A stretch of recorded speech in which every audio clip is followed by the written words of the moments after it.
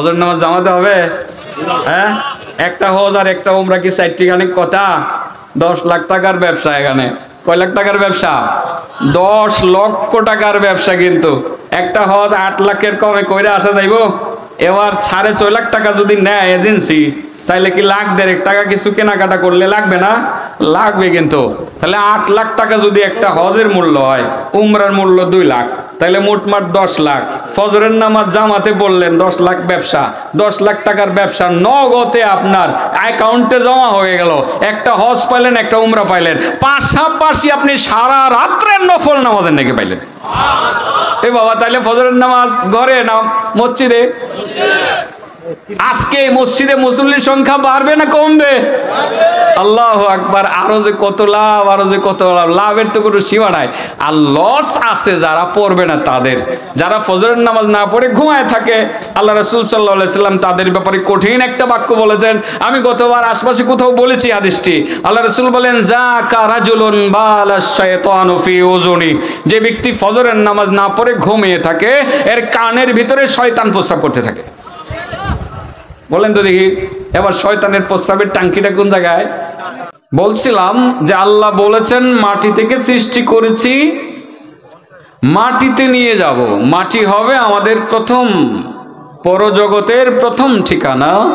আউয়ালু মানজিল মিন মানাজিলিল আখিরাহ, আখিরাতের যতগুলো ঘাট আছে বা ঘাটি আছে, ঠিকানা আছে, এর মধ্যে সর্বপ্রথম যে ঠিকানাটা হবে আমাদের, সেটা হলো কবর। দুনিয়াতে মানুষ যখন কোনো অপরিচিত জায়গাতে বসবাস করার জন্য যায়, সেখানে পরিচিত মানুষ খুঁজে। বোঝানোর জন্য বলি, 2-4 দিন আগে আমার এক ঘনিষ্ঠ বন্ধুর ছেলে কানাডায় গেছে, লেখাপড়া করতে গেছে। একা, সে কোথায় উঠবে, কোথায় থাকবে, পরিচিত লোক ছাড়া তো থাকা যাবে না। বাংলাদেশ থেকে অনেক লোকের সাথে যোগাযোগ করে 2 জন পরিচিত লোক পাওয়া গেছে। সেই 2 জন পরিচিত লোকের ঠিকানা তাকে দেওয়া হয়েছে এবং তারা 2 জনকে তার ঠিকানা দেওয়া হয়েছে এবং বলে দিয়েছে ওই 2 জন তোমাকে সাহায্য সহযোগিতা করবে, ওখানে তুমি তোমার সমস্ত সমস্যার সমাধান তাদেরকে সঙ্গে নিয়ে করবে। এই পৃথিবীতেও যখন কোনো অপরিচিত জায়গাতে আমরা যাই, পরিচিত সাহায্যকারী ছাড়া আমরা ওই এলাকাতে শান্তিতে বা আরামে বসবাস করতে পারি না। আমাদের সাহায্যকারীর প্রয়োজন পড়ে কি পড়ে না? বাবা, এই পৃথিবীতে মোবাইলের ব্যবস্থা আছে বিদায় বাংলাদেশ থেকে ফোন করে কানাডায় 2 জন সাহায্যকারী বের করা হয়েছে, সাহায্যকারীকে। কিন্তু আপনি যখন পরজগতের উদ্দেশ্যে রওনা দিয়ে প্রথম ঘাটে অবস্থান করবেন, কবরে যাবেন, এই যে কবরের জগৎটা, বরজখের যে জগৎ, বরজখী জগৎ, আলমে বরজখ, ওই বরজখে যে আপনি অবস্থান করবেন, সেখানে কি আপনার কোনো পরিচিত লোক আছে? টেলিফোন করে আপনার বাবা মা আত্মীয় স্বজন কি কেউ সেখান থেকে 2-4 জন পরিচিত মানুষ আপনাকে সাহায্য করার জন্য তারা খুঁজে বের করতে পারবে? পারবেন। আল্লাহ রাসূল সাল্লাল্লাহু আলাইহি সাল্লাম বলেন, তোমরা যদিও পরিচিত মানুষ খুঁজে পাও না, কিন্তু আমি 3 জন পরিচিত সাহায্যকারীকে তোমাদের সাথে পরিচয় করিয়ে দিব। সুবহানাল্লাহ। যে 3 জন সাহায্যকারী কবরে তোমাদেরকে সাহায্য করবে। যদি তোমাদের মাথার দিক থেকে কেউ আক্রমণ করতে আসে কবরে, ফেরেশতা হোক বা অন্য কোনো কিছু যদি তোমাকে আক্রমণ করতে আসে, সাপ বিচ্ছু যদি কোনো আক্রমণ করতে আসে, তখন একজন সাহায্যকারীর সাথে তোমাকে পরিচয় করিয়ে দিব। সে সাহায্যকারীর সাথে যদি তোমার সত্যি সত্যি পরিচয় থাকে আর সে যদি তোমাকে চেনে, মাথার দিক থেকে সে তোমার বিরুদ্ধে যত আক্রমণ আসবে সমস্ত আক্রমণকে নিজের হাতে প্রতিহত করবে। একজন সাহায্যকারী। এরকম সাহায্যকারী হবে 3 জন। কয়জন? আমি যে হাদিসটা বলছি এখানে 3 জন, অন্য হাদিসে আরো আছে। আল্লামা ইবনুল কাইয়িমের এর লিখিত কিতাবে আরো 5-6 জন সাহায্যকারীর কথা আছে, কিন্তু এখানে সহিহ আত-তারগীবে যে হাদিসটি আছে ওই হাদিসের মধ্যে আল্লাহ রাসূল 3 জন সাহায্যকারীর কথা বলেছেন, যে কবরে যাইতে দেরি হবে, সাহায্য শুরু করতে দেরি করবে না। বাবা সাহায্যকারী কয়জন নিয়ে যাব তো? আপনি বলবেন না আমার সাহায্যকারী দরকার না, আমি তো মরবই না। বাবা মরবেন না? হ্যাঁ, কে? সুলাইমান নবী কি আছেন না চলে গেছে? টাকা পয়সা কম ছিল, সম্পদ কম ছিল, শক্তি কম ছিল? আরে বিমান চালাইতো উনি, পাইলট ছাড়া, তেল ছাড়া বিমান উড়াইতো, আকাশপথে উঠতেন, এক সকাল চললে 1 মাসের রাস্তা চলতে পারতেন, এক বিকাল চললে 1 মাসের রাস্তা চলতে পারতেন। তার বিমান ওড়ানোর জন্য কোনো বিমানবন্দরের প্রয়োজন পড়তো না, কোনো রানওয়ের প্রয়োজন পড়তো না। সেই বিমানকে নামানোর জন্য কোনো বিমানবন্দর বা কোনো রানওয়ের প্রয়োজন পড়তো না। এত বড় সুলাইমান, বাতাসকে আল্লাহ তার অনুগত করে দিয়েছিলেন। বাতাসকে হুকুম দিতেন, বাতাস তাকে নিয়ে আকাশ পথে উঠত, একটা তক্তের উপরে বসে, তক্তে সুলাইমান। সুবহানাল্লাহ বলেন। ওয়ালি সুলাইমানার রিহ গুদুওহা শাহরু ওয়া রাওয়াহুহা শাহর। আল্লাহ বলেন আমি সুলাইমানের জন্য বাতাসকে তার অনুগত করে দিয়েছি। 1 মাস চললে, 1 সকাল চললে 1 মাসের রাস্তা তিনি অতিক্রম করতে পারতেন, 1 বিকাল চললে তিনি আরো 1 মাসের রাস্তা অতিক্রম করতে পারতেন। সুলাইমান তিনি তার বিমান দিয়ে আকাশ পথে উঠতেছেন, সঙ্গে আছে অনেক বিশাল বড় বড় বাহিনী, একদল পাখি সঙ্গে আছে, জিন জাতিরা তার সঙ্গে আছে। আল্লাহ অনেক প্রাণীকে তার আনুগত করে দিয়েছিলেন। ডানে বামে বিশাল বড় বাহিনী নিয়ে যখন তিনি আকাশ পথে উঠতে শুরু করলেন, আমার হিসাবে প্রায় ঘন্টায় 4500 কিলোমিটার বেগে তিনি উড়তে শুরু করলেন। সুবহানাল্লাহ বলেন। আছে এরকম বাদশা এখন দুনিয়াতে আছে? ডোনাল্ড ট্রাম্পের বিমান পাইলট লাগে কি লাগে না? তেল লাগে কি লাগে না? আরে তেলের জন্যই তো সে মধ্যপ্রাচ্য দখল করে রাখতে চায়। তার দেশ তেল ছাড়া চলবে না, তেল নিতে হবে মধ্যপ্রাচ্য থেকে। তার বিমান, যুদ্ধ বিমানগুলো প্রচুর পরিমাণ তেল খায়, তার তেলের প্রয়োজন। কিন্তু সুলাইমান নবী বাদশার বিমান চালাইতে তেল লাগতো না। আকাশ পথে উঠতে শুরু করলেন সুলাইমান। নিচের দিক থেকে আল্লাহর এক বান্দা সুলাইমান নবীকে দেখে তিনি আকাশের দিকে তাকিয়ে বলতেছিলেন সুবহানাল্লাহ। কি বললেন? সুবহানাল্লাহ সুবহানাল্লাহ বলে বললেন, সুলাইমান তুমি এই পৃথিবীর মধ্যে বেড়াগিরি করলা, তোমার মতো বেড়াগিরি আর রাজত্ব অন্য কেউ করতে পারে নাই। বলার সঙ্গে সঙ্গে সুলাইমান নবীর বিমান মুহূর্তের মধ্যে নিচে নেমে গেল। রাডার নামায় দিস। সুবহানাল্লাহ ওয়া বিহামদিহি। সুলাইমান নবী নাইম্মা কয়, কে? দেখে পাগলা। এই পাগলা কি বলছো?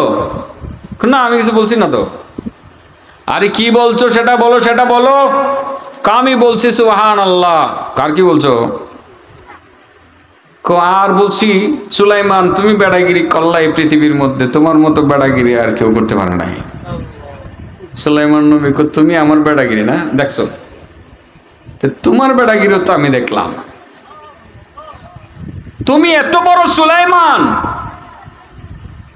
তেল ছাড়া বিমান চালায়, সারা পৃথিবীর মধ্যে সবচেয়ে বড় প্রভাবশালী বাদশা সুলাইমান নবীকে তুমি রাডারের মাধ্যমে নামায় দিলা। আমি তো দেখতেছি সুলাইমান নবীর রাজত্বের মূল্য তোমার মুখের একটা বাক্যের উচ্চারণের ধারে কাছেও যাবে না। সুবহানাল্লাহ। তার মানে কি বললেন? কি বললেন? বললাম তো, তুমি যে সুবহানাল্লাহ বললা, তোমার সুবহানাল্লাহর উচ্চারণ এর তাসবিহের মূল্য সুলাইমান নবীর রাজত্বর থেকে আরো বেশি, অনেক বেশি, অনেক বেশি। তোমার সুবহানাল্লাহর মুখের উচ্চারণটা সুলাইমান নবীর বিমানকে নিচে নামায় দিছে। তার মানে আল্লাহর প্রকৃত বান্দাদের মুখের জিকিরের যে প্রত্যেকটা উচ্চারণের মূল্য সারা পৃথিবীর বাদশাদের বাদশাহী থেকে উত্তম। সুবহানাল্লাহ। এটা আমার টার্গেট ছিল না বলার, চলে আসছে বলে বলছি। যেটা বলতে চাইছিলাম, এত বড় নবী সুলাইমান নাই, তিনিও চলে গেছেন, আমরাও চলে যাব। যাব কোথায়? মিনহা খালাকনাকুম ওয়া ফিহা নুঈদুকুম ওয়া মিনহা নুখরিজুকুম তারাতান উখরা। আল্লাহ বলেন, আমি মাটি থেকে তোমাদেরকে পয়দা করলাম, আমি মাটিতেই তোমাদেরকে নিয়ে যাব, আমি মাটি থেকে আমি আল্লাহ তোমাদেরকে আবারও উঠাবো। ও বাবা, দুনিয়াতে যখন আমরা বসবাস করি, সাহায্যকারী হিসাবে মানুষকে ডাকলে পাই, আত্মীয় স্বজন সাহায্য করার জন্য আসে। সন্তানের জন্য বাবা আছে, বাবার জন্য সন্তান আছে, এবং ভাইয়ের জন্য ভাই আছে, বন্ধুর জন্য বন্ধু আছে। এই দুনিয়াতে সাহায্যকারী পাওয়া যায়, কবরের জগতে আমাদের মানুষ আমরা যেমন একে অপরকে সাহায্য করি, এইরকম সাহায্যকারী পাওয়া যাবে না। রাসূল বলেন, যদিও তোমরা এরকম সাহায্যকারী না পাও, আমি নবী তোমাদেরকে তিনজন সাহায্যকারীর সাথে পরিচয় করিয়ে দেব।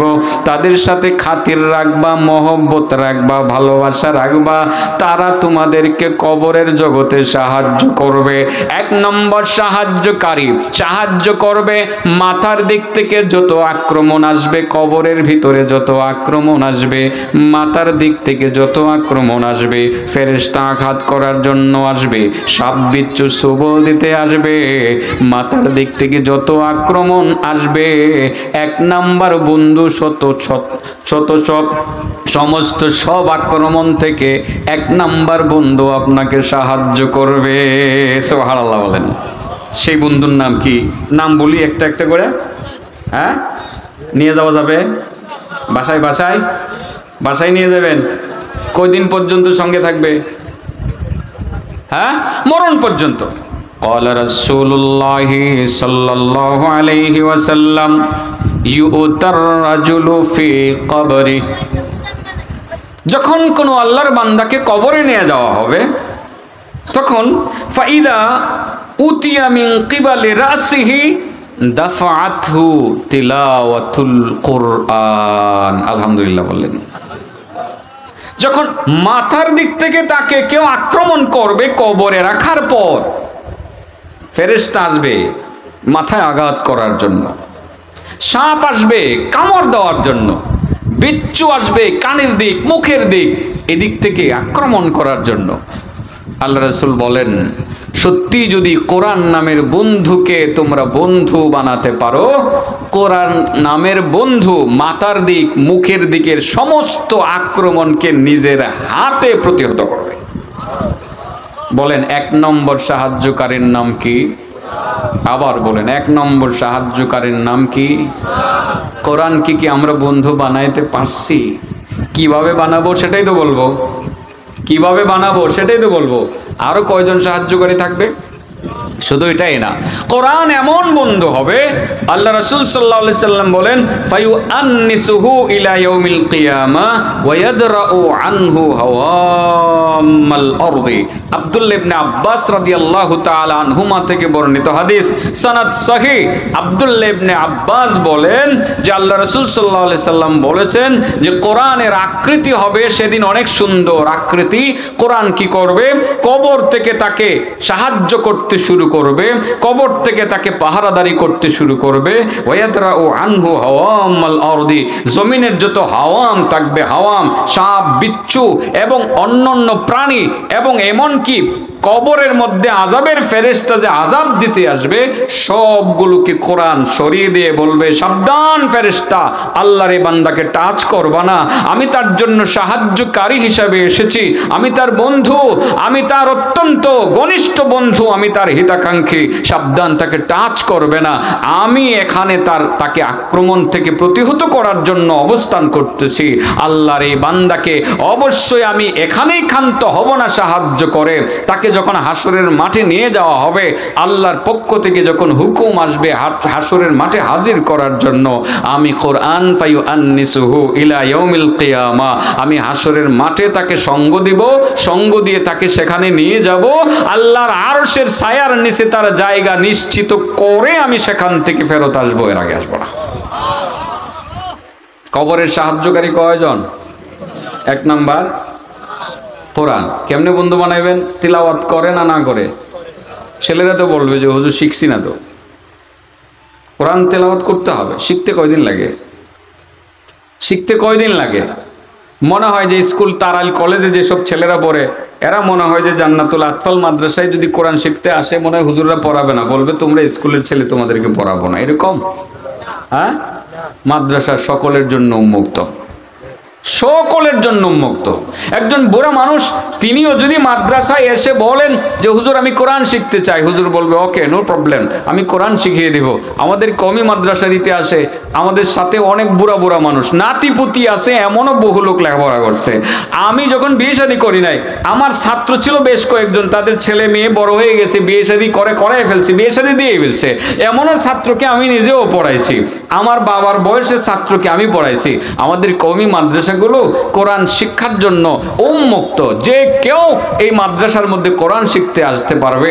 আমার বন্ধুদেরকে বলি, যারা তোমরা কলেজে পড়ো, কলেজে লেখাপড়া করো, তোমাদের প্রতি অনুরোধ থাকলো কোরআনটা শিখে নাও। কোরআনের সাথে বন্ধুত্ব করার প্রথম যে ধাপ, ওই ধাপের নাম হলো কোরআন তিলাওয়াত করা। কোরআন বেশি বেশি তিলাওয়াত করা, কোরআন তিলাওয়াতটা শিখে ফেলা।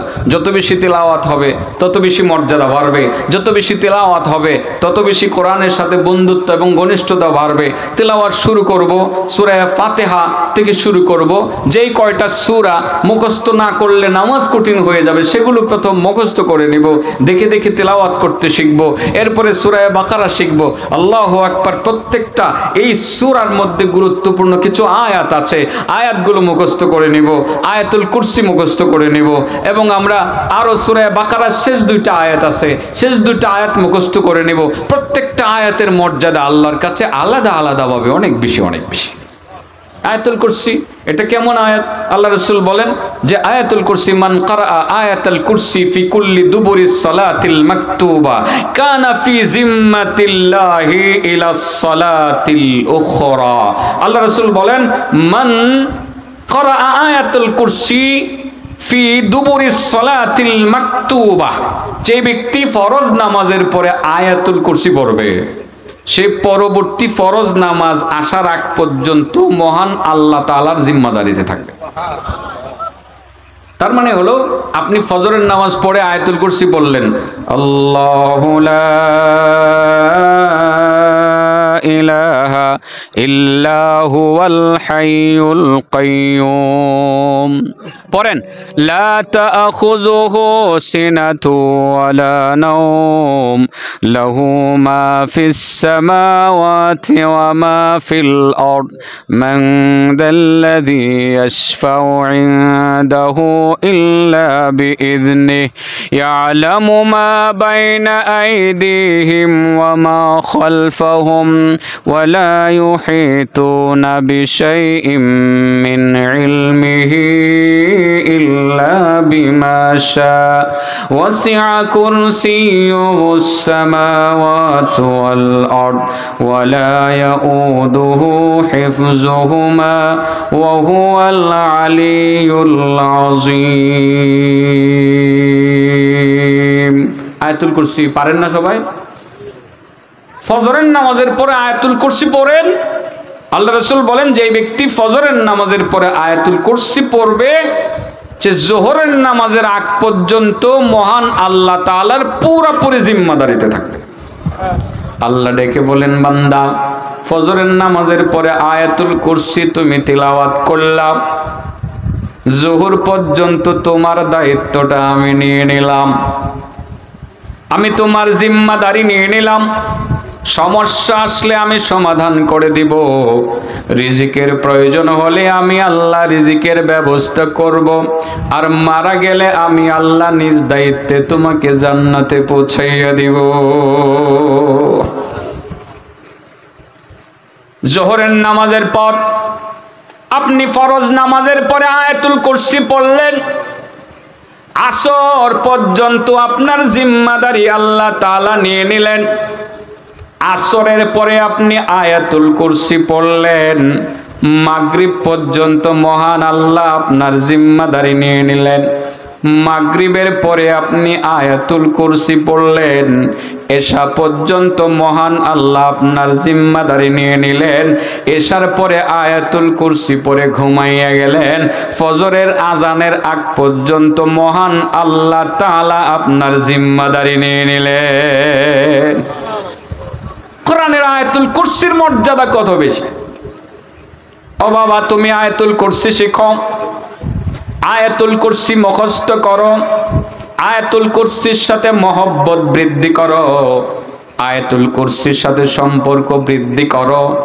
এই আয়াতুল কুরসি তখন কবরের মধ্যে মাথার পাশে অবস্থান করবে। মাথার পাশে অবস্থান করে মাথার দিক থেকে যত আক্রমণ আসবে সমস্ত আক্রমণকে নিজে প্রতিহত করবে। কবরের জগতে আমাদের সাহায্যকারী তিনজন। এক নাম্বার কোরআন।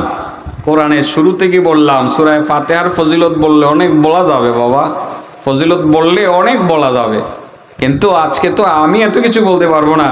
বাংলাদেশের বাগা বাগা দুইজন বক্তা আসতেছে, আমি তো পুরনো বক্তা। এই এলাকার আনাচে কানাচে চিপা গলিতে এমন কোনো জায়গা নাই যেই জায়গাতে আমার বয়ান করা হয় নাই। কি বলেন আপনারা? নাকি আমাদের চিনেন না, এরকম কেউ আছে?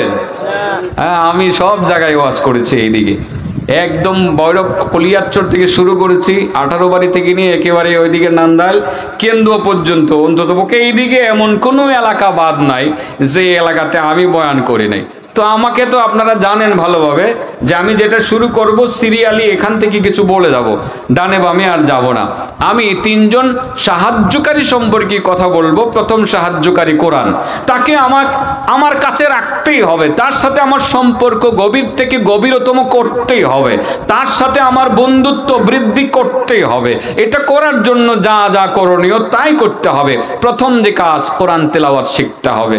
সূরা ফাতিহা থেকে শুরু করি, তারপরে সূরা বাকারা পড়ি।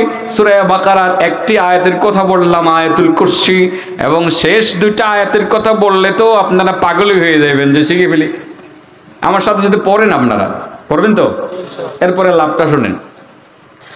আমানার রাসূলু বিমা উনজিলা ইলাইহি মির রাব্বিহি ওয়াল মুমিনুন কুল্লুন আমানা বিল্লাহি ওয়া মালাইকাতিহি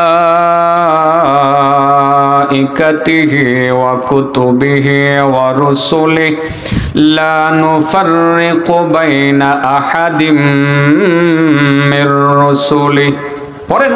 قالوا سمعنا وأطعنا غفرانك ربنا وإليك المصير لا يكلف الله نفسا إلا وسعها لها ما كسبت وعليها ما اكتسبت ربنا لا تؤاخذنا إن نسينا أو أخطأنا ربنا ولا تحمل علينا إصرا كما حملته على الذين من قبلنا ربنا ولا تحملنا ما لا طاقة لنا به ওয়াফু আন্না ওয়াগফির লানা ওয়ারহামনা আনতা মাওলানা ফানসুরনা আলাল কওমিল কাফিরিন। আপনারা তো সবাই পড়েন নাই, শুনছেন না নাকি? শুনেন না এরকম কেউ আছেন এখানে? মনোযোগ দিয়ে শুনছেন তো? আল্লাহ রাসূল বলেন, আমার অসংখ্য উম্মত তাদের নেক কাজ করতে মনে চাবে, বিশেষ করে তাহাজ্জুদ নামের যে ইবাদত, এটা তাদের করতে মনে চাবে, কিন্তু নানাবিধ কারণে পারবে না। নানাবিধ কারণে ইচ্ছা থাকা সত্ত্বেও কিছু উম্মত তাহাজ্জুদ পড়তে চাবে, তারপরেও তাহাজ্জুদ পড়তে পারবে না। আল্লাহ রাসূল বলেন, আমার সেসব উম্মত তারা যদি ঘুম থেকে জাগতে না পারে, ফজরের নামাজ আদায় করার পর কোনো একটা সময়ে যদি সূরা বাকারার শেষ দুইটা আয়াত তিলাওয়াত করে ফেলে, যেটা পড়লাম, তারা পুরা তাহাজ্জুদের নেকি কামাই করতে পারবে। যতবার তিলাওয়াত ততবার তাহাজ্জুদের নেকি। সুবহানাল্লাহ বলেন। যতবার তিলাওয়াত ততবার তাহাজ্জুদের নেকি। আপনি জোহরের পরে তিলাওয়াত করলেন, তাহাজ্জুদের নেকি পেয়ে গেলেন। আসরের পরে তিলাওয়াত করলেন, তাহাজ্জুদের নেকি আপনি পেয়ে গেলেন। বাবাজি, লাভ না লস? কোরআনের সাথে বন্ধুত্ব রাখলে কোরআন কবরে পাহারা দিবে। কোরআনের সাথে বন্ধুত্ব রাখলে কোরআন কবরে আপনাকে সাহায্য করবে। মাথার দিক থেকে আক্রমণ আসলে কোরআন আপনার আক্রমণ ঠেকাবে, প্রতিহত করবে। আল্লাহ রাসূল সাল্লাল্লাহু আলাইহি ওয়াসাল্লাম বলেন, কবরে যখন মাথার দিক থেকে আক্রমণ আসবে, কোরআন সামনে অগ্রসর হয়ে সব কয়টা আক্রমণকে প্রতিহত করবে। ওই কোরআন তাকে কবরের সঙ্গ দিয়ে হাসরের মাঠ পর্যন্ত, সেখান থেকে তাকে কবর থেকে হাসরের মাঠ পর্যন্ত নিয়ে যাবে। আল্লাহর আরশের ছায়া নিশ্চিত না করে কোরআন সেখান থেকে ফিরবে না। সুবহানাল্লাহ বিহামদিহি। এর এক নম্বর সাহায্যকারীর নাম হলো কোরআন। প্রথমত তার সাথে সম্পর্ক রক্ষা করব কিভাবে? তিলাওয়াতের মাধ্যমে। বলেন, এক নম্বর কিসের মাধ্যমে? তিলাওয়াতের মাধ্যমে। আর তিলাওয়াত যদি ফরজ নামাজের পরে আয়াতুল কুরসি আপনি তিলাওয়াত করেন, আপনি কার জিম্মায় চলে যাবেন? হ্যাঁ, আল্লাহর জিম্মায়। ঠিক আছে না? ফজরের পরে তিলাওয়াত করলে আসর পর্যন্ত আল্লাহর জিম্মায়, আসর আর জোহর পর্যন্ত আল্লাহর জিম্মায়, জোহরের পরে তিলাওয়াত করলে আসর পর্যন্ত আপনি আল্লাহর জিম্মায়, আসরের পরে তিলাওয়াত করলে মাগরিব পর্যন্ত আপনি আল্লাহর জিম্মায়, মাগরিবের পরে তিলাওয়াত করলে এশা পর্যন্ত আপনি আল্লাহ তাআলার জিম্মায়, এবং এশার পরে তিলাওয়াত করলে ফজর পর্যন্ত আপনি আল্লাহ তাআলার জিম্মায়। সেই আয়াতুল কুরসি যদি কেউ তিলাওয়াত করে মারা যায়, জান্নাতে। কোথায়? কোনো বাধা নাই। বাধা কোনটা? শুধু মরণ। মরবেন আর জান্নাতে যাইবেন।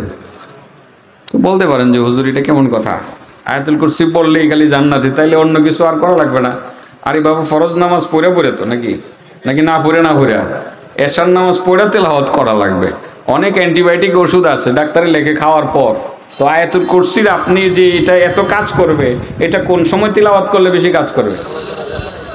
এশার নামাজ পড়া তিলাওয়াত করে ঘুমাইবেন, মারা গেলে জান্নাতে যাইবেন। তার মানে ফরজ নামাজটা পড়া তিলাওয়াত করা লাগবে। এটা অ্যান্টিবায়োটিকের মতো। ঠিক আছে না? নামাজ লাগবে। নামাজ ছাড়া কিন্তু হবে না। নামাজ লাগবে তো? লাগবে তো? তাহলে এক নাম্বার তিলাওয়াত। দুই নাম্বার হলো কোরআনের উপরে আমল। কোরআনের উপরে আমল। তিন নাম্বার হলো কোরআনকে ভালোবাসার মাধ্যমে। ভালোবাসবেন কিভাবে? কোরআনের প্রতিষ্ঠানগুলোর সাথে সম্পর্ক রাখবেন, সে বিষয়ে কথা আজকে আমি বলবো না।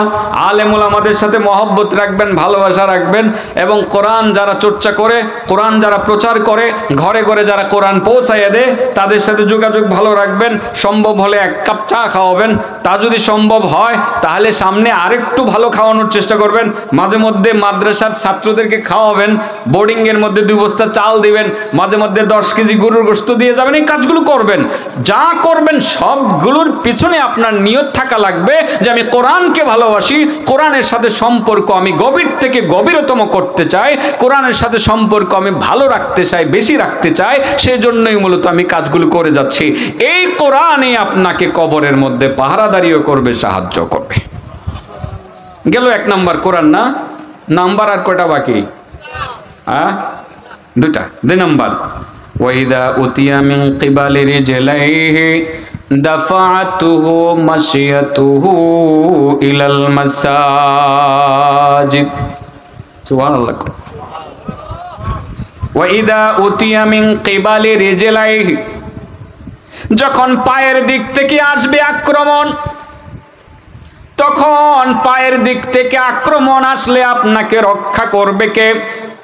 আল্লাহর রাসূল সাল্লাল্লাহু আলাইহি ওয়াসাল্লাম বলেন, দাফাতুহু মাশিয়াতুহু ইলাল মাসাজিদ, আপনি যে মসজিদে যাইতেন পায়ে হেঁটে হেঁটে, মসজিদে পদক্ষেপ নিতেন পায়ে হেঁটে হেঁটে, আপনি মসজিদে যাইতেন, মসজিদের পদক্ষেপ তখন আপনাকে পায়ের দিকের সব কয়টা আক্রমণ থেকে রক্ষা করবে। পা দিয়ে হাইটা হাইটা মসজিদে যাইতেন না, পায়ের দিক থেকে আক্রমণ আসলে এই কবরের জগতে, এই যে মসজিদে যাইতেন, এই যে পদক্ষেপটা, এই পদক্ষেপটা আপনাকে পায়ের দিকের আক্রমণ থেকে রক্ষা করবে। সুবহানাল্লাহ। তাইলে মসজিদে যাওয়াটা এটা আল্লাহর পক্ষ থেকে বড় নিয়ামত না? যারা যাইতে পারি আলহামদুলিল্লাহ বলি যে আমি যাইতে পারছি। আজকে এশার নামাজ যারা পড়েছি মসজিদে গিয়ে আলহামদুলিল্লাহ বলি। আপনার এটা আল্লাহর কাছে সাক্ষী, এটার একটা বডি হবে, এটা একটা শক্তি নিবে, একটা শক্তি নিয়ে কবরে পায়ের কাছে অবস্থান করবে। এই যে নামাজ, পায়ে হেঁটে হেঁটে মসজিদে গেছিলেন, অন্ধকার অতিক্রম করে মসজিদে গেছিলেন, এটা পায়ের দিকে অবস্থান করে পায়ের দিকে যত আক্রমণ আসবে সমস্ত আক্রমণকে এটা রক্ষা করবে। সুবহানাল্লাহ। আল্লাহ রাসূল সাল্লাল্লাহু আলাইহি সাল্লাম বলেন, আল মাশাউনা ইলাল মাসাজিদি ফিজ-জুলাম উলাইকাল খাওয়াদুনা ফি রাহমাতিল্লাহ। আল মাশাউনা ইলাল মাসাজিদি ফিজ-জুলাম উলাইকাল খাওয়াদুনা ফি রাহমাতিল্লাহ। যারা অন্ধকার অতিক্রম করে বেশি বেশি মসজিদে যায়, অন্ধকার অতিক্রম করে যারা বেশি বেশি মসজিদে যায়, তারা মূলত এই দুনিয়াতে 24 ঘন্টা আল্লাহর রহমতের সাগরে ডুব দিয়ে থাকে। সুবহানাল্লাহ। মসজিদে যাওয়া দুনিয়াতেও রহমত পাওয়ার কারণ, মসজিদে যাওয়া এটা কবরেও আল্লাহর পক্ষ থেকে সাহায্য পাওয়ার কারণ। ঠিক না বেটি? মসজিদে বেশি বেশি যাবেন বাবা, ফজরে যাবেন, জোহরে যাবেন, আসরে যাবেন, আল্লাহর রহমতের সাগরে হাবুডুবু খেতে পারবেন। আর এই মসজিদের পদক্ষেপটা কবরে আপনাকে পাহারাদারি করবে। পায়ের দিকে যত আক্রমণ আসবে সমস্ত আক্রমণকে এটা প্রতিহত করবে। সুবহানাল্লাহ বিহামদি। নামাজ তাহলে ঘরে না মসজিদে বলেন? হ্যাঁ, না, মসজিদে মুসল্লির সংখ্যা কম, ঘরের সংখ্যা বেশি। ফজরের নামাজের সময় আমার মসজিদে 3 কাতার, তো আমার পাশের মসজিদ মডেল মসজিদ, এটার মধ্যে বলে 3 জন হয়। ইমাম সাহেব আমার কাছে বিচার দিল, হুজুর মাঝে মধ্যে আমি আর মুয়াজ্জিন সবই বলি, আর জোহরে লোক হয়, মাগরিবেও বেশ লোক হয়। তো আমার মসজিদের কয়েকজন মুসল্লিকে বললাম, আপনারা কি ফজরটা ওখানে পড়তারেন না কয়েকজন? এখন কয়েকজন যায়। কালকে একজনকে জিজ্ঞাসা করলাম যে আপনারা ফজরে কতজন হন? হুজুর আমরা সর্বসা করলে 5 জন হয়। মানুষ কিন্তু কম নাই। আমার মসজিদে 3 কাতার, যেহেতু পুরনো মসজিদ 3 কাতার, মানুষ 3 কাতারের লোক কয়জন হয়? হয়তো 100-150 হয়, এর বেশি তো হওয়ার কথা না, এর বেশি হওয়ার কথা না, বরং কম হবে। কিন্তু এই এলাকাতে মানুষ বসবাস করে কয়েক হাজার। ঠিক গ্রামের চিত্রটাও মনে হয় এরকমই, মসজিদে মুসল্লিদের সংখ্যা কম। তো আপনি কিভাবে আল্লাহ সাহায্য পাইবেন? বড় বড় স্লোগান দিয়ে আর জিহাদের ঘোষণা করে সাহায্য পাইলেবেন নামাজ না পড়ে? মসজিদে না এসে না আল্লাহ সাহায্য নিয়ে বসে রয়েছে, আপনি নামাজ পড়বেন না, জামাত পড়বেন না, নবীর তরিকা মধ্যে চলবেন না, ফজরের নামাজ পড়বেনই না, শয়তানের পেশাব কানের মধ্যে লুয়ে লুয়ে ঘুমাইবেন, আর আল্লাহ বুঝি আপনার সাহায্য করবে, আর আপনি দিন বিজয় করবেন, আর আপনি রাষ্ট্রীয় ক্ষমতা দখল করবেন, আপনি প্রধানমন্ত্রী হয়ে যাবেন, আপনি রাষ্ট্রপতি হয়ে যাবেন, দেশ চালাইবেন, ইসলামী হুকুমত কায়েম করবেন। এটা কলা পাইছেন না? কলা নামাজ না পড়া। হাই মুসলমান, আরে কিসের ওয়াজ? খালি মসজিদে মসজিদে ওয়াজের আয়োজন করেন আর ইসলাহি মাহফিল করেন। নামাজির সংখ্যা বাড়ান, নামাজির সংখ্যা বাড়ান, জামাতে নামাজ পড়ে এরকম লোকের সংখ্যা বাড়ান। সারা বাংলাদেশের মানুষ, সারা পৃথিবীর মানুষ মুসলমান যদি নামাজি হয়, বিশেষ করে ফজরের নামাজ জামাতে পড়ার অভ্যস্ত হয়, আল্লাহর সাহায্য আসবেই আসবে আসবেই আসবে। এটা আমার কথা না, আল্লাহর কথা। ওয়াস্তাঈনু বিস-সাবরি ওয়াস-সালাহ, ওয়াস্তাঈনু বিস-সাবরি ওয়াস-সালাহ। সাহায্য চাও তোমরা ধৈর্যের মাধ্যমে চাও আর নামাজের মাধ্যমে চাও। আমরা সাহায্য চাই, মুনাজাত করি, দোয়ার আয়োজন করি, বিশাল বড় বড় আয়োজন, লক্ষ লক্ষ মানুষের সমাগম করি, সেখানে সবাই একসাথে মিলে দোয়া করি, সেটা করি। কিন্তু মুসলমান ইনফিরাদি ভাবে নামাজ পড়ে পড়ে কেউ দোয়া করি না, সংখ্যা খুবই কম, খুবই কম। নামাজের সংখ্যা বাইরে যাওয়া উচিত। আমি মনে করি মাহফিলগুলো এখন নামাজের ওয়াজে ভরপুর হওয়া উচিত। সব বক্তাই যাতে কম বেশ নামাজের কথা বলে, সবাই যাতে পাক্কা 5 ওয়াক্তের নামাজি হয়ে যায়। আমরা অলস হয়ে গেছি, জামাতে নামাজ পড়ার প্রবণতা একেবারেই কম। আর ফজরের নামাজ পড়বো দূরের কথা, সফরে থাকলে তো জোহরের নামাজও চিন্তা করি যে সুযোগ আছে, থাক দরকার নেই, বরং না একবারে জোহর আসর একবারে মিলাইয়া, মাগরিব এশা একবারে মিলাইয়া রাত 1টা বাজে আদায় করবো না, এমন ফতোও আমরা খুঁজি অনেক সময়। আস্তাগফিরুল্লাহ আল-আযীম। বাবা আল্লাহর সাহায্য আসবে না, আল্লাহর কসম আসবে না, আসবে না। নামাজ মাস্ট বি, প্রতিটা মুসলমানের নামাজি হওয়া লাগবে। 313 জন সাহাবী যখন সাহায্য প্রার্থনা করছিলেন আল্লাহর কাছে, ওয়াল্লাযীনা আমানু মাআহু মাতা নাসরুল্লাহ আলা ইন্না নাসরাল্লাহি করিব। বদরের প্রান্তরের সেই কথা আপনাদের মনে আছে, ইতিহাস আপনারা জানেন। সেই সাহাবারা যখন বলছিলেন মাতা নাসরুল্লাহ, আল্লাহর সাহায্য কবে আসবে, ঘোষণা আসছিল আল্লাহর সাহায্য অবধারিত, অতি নিকটে আসতেছে। 313 জন সাহাবী পাক্কা নামাজি ছিলেন, 5 ওয়াক্তের নামাজ তারা মুহাম্মদুর রাসূলুল্লাহর ইমামতিতে জামাতে আদায় করতেন। সেই জন্য সাহায্য আসছে। সেই জন্য আমরা সাহায্য চাই বটে, পাই না। না পাওয়ার কারণ হলো নামাজের প্রতি যত্নবান না, নামাজের প্রতি যত্নবান না। আল্লাহ রাসূলকে বলেছেন ফজরের নামাজ পড়লে কি করলাম, কি লাভ? আল্লাহু আকবার। মান সাল্লাল ফাজরা ফি জামাআহ ফাকান্নামা সাল্লাল লাইলা কুল্লাহ। সুবহানাল্লাহ বলেন। মান সাল্লাল ফাজরা ফি জামাআহ ফাকান্নামা সাল্লাল লাইলা কুল্লাহ।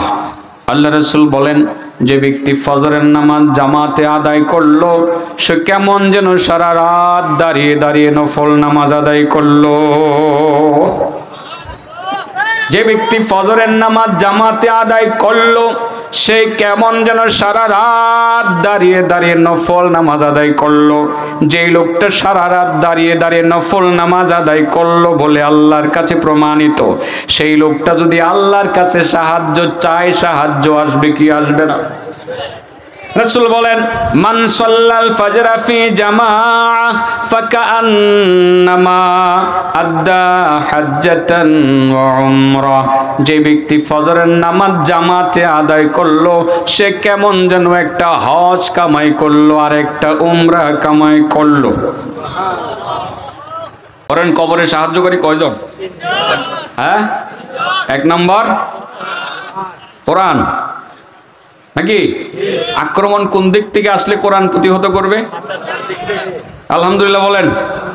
তারাইলে কোরআন আছে, তারাইলে কোরআন আছে। এটা কেন বলি জানেন? চিপাচাপাই মাদ্রাসায় ছাত্রর অভাব নেই। চিপাচাপা মাদ্রাসা, এখানে মাদ্রাসা সেখানে মাদ্রাসা, ছাত্রর অভাব নেই। আলহামদুলিল্লাহ। তারাইলে সেটা আছে, আছে না নাই? আলহামদুলিল্লাহ। আচ্ছা, 2 নম্বর, পায়ের দিক থেকে আক্রমণ আসলে পরে কে প্রতিহত করবে? হ্যাঁ, মসজিদের দিকে পদক্ষেপ। তাইলে মসজিদে যাব নাকি?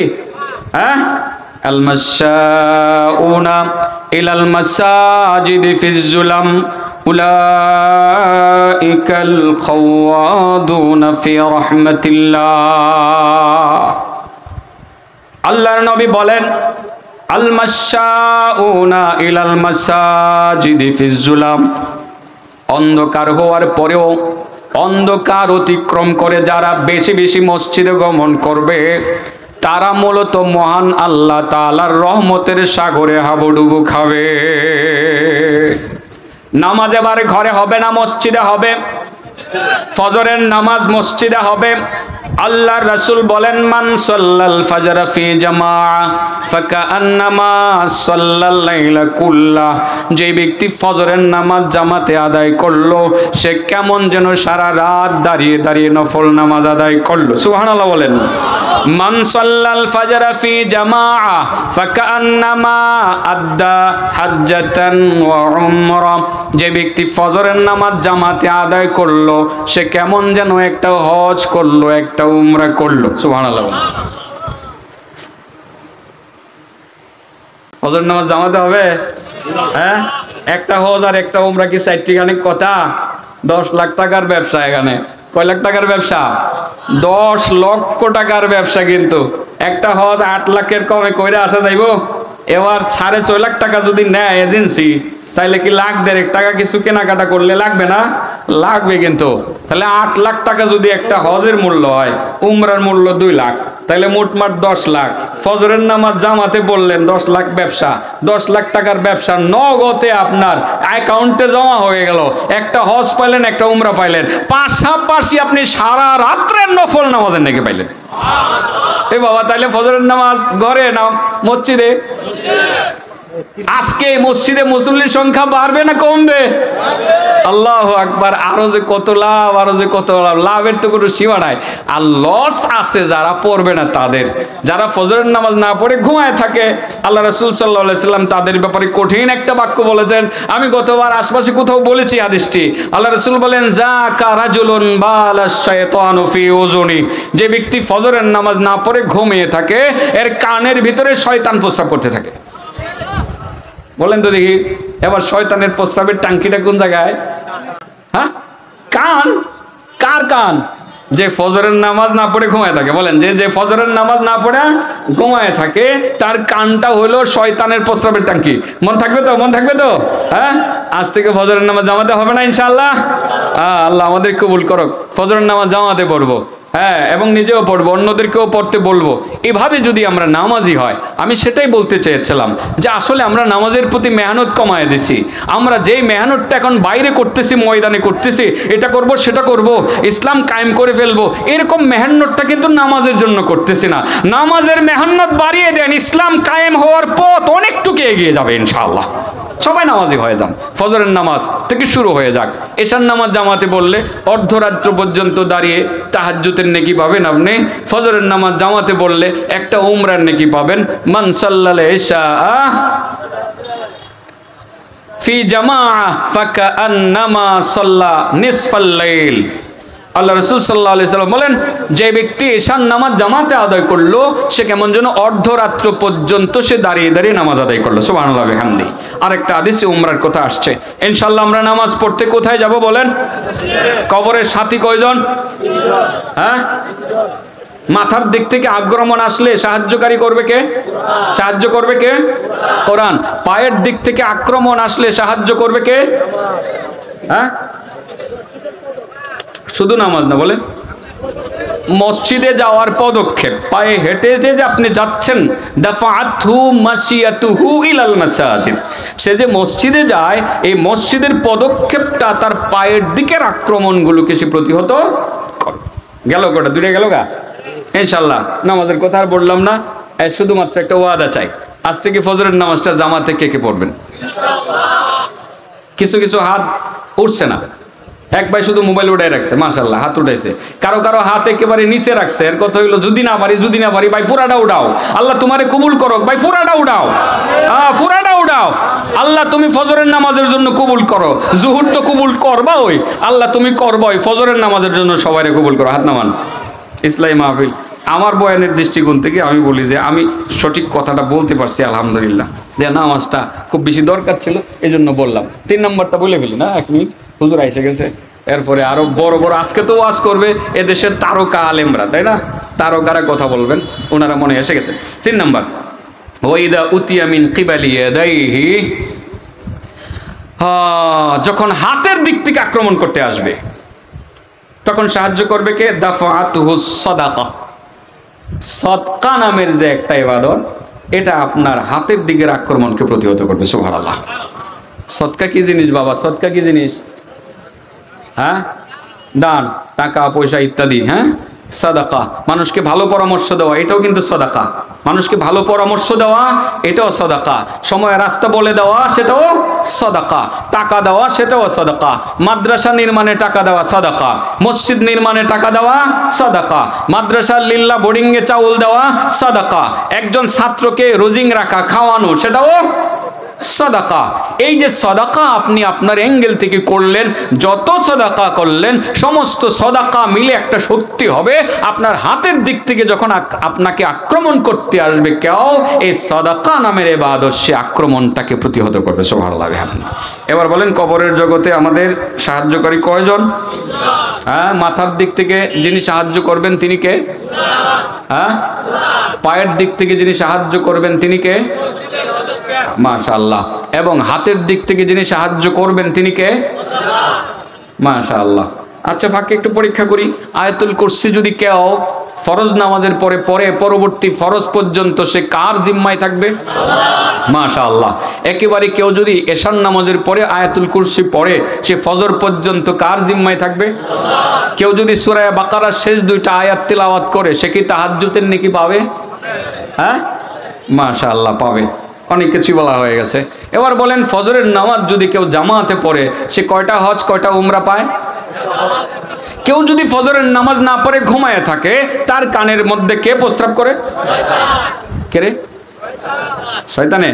মনে থাকবো, মাদ্রাসার ছুটি হইলে তো বাড়ি থেকে ফজরের নামাজ পড়ো না, যে এই খবর আছে আমার,